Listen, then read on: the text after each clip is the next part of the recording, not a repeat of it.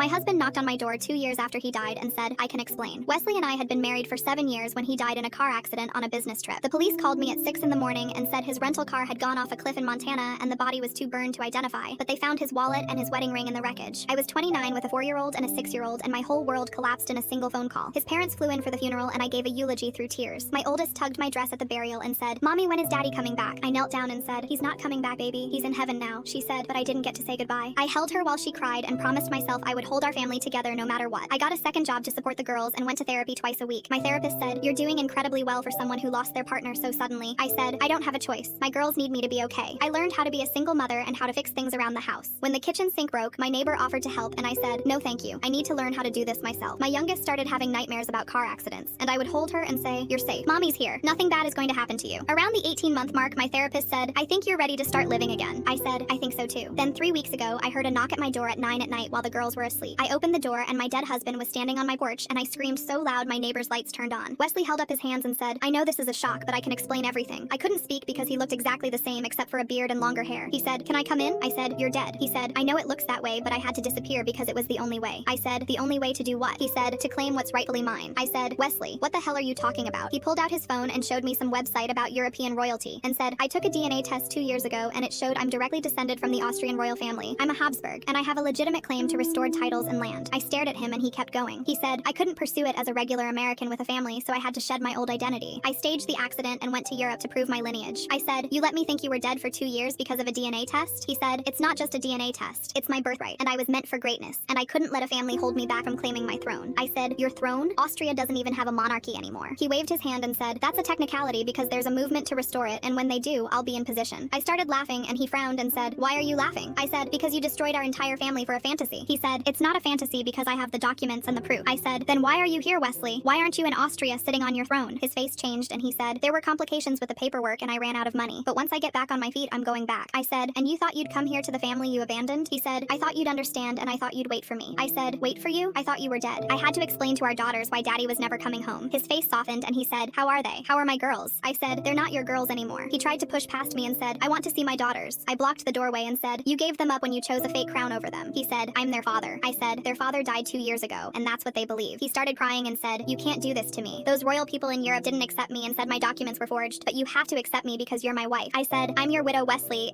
There's a death certificate with your name on it, and as far as the law is concerned, you don't exist. He grabbed the door and said, please, I have nowhere else to go. I said, you should have thought about that before you faked your own death to become pretend royalty. I closed the door in his face. Wesley is under investigation for insurance fraud, and I told my daughters the truth. They said they liked him better when he was dead.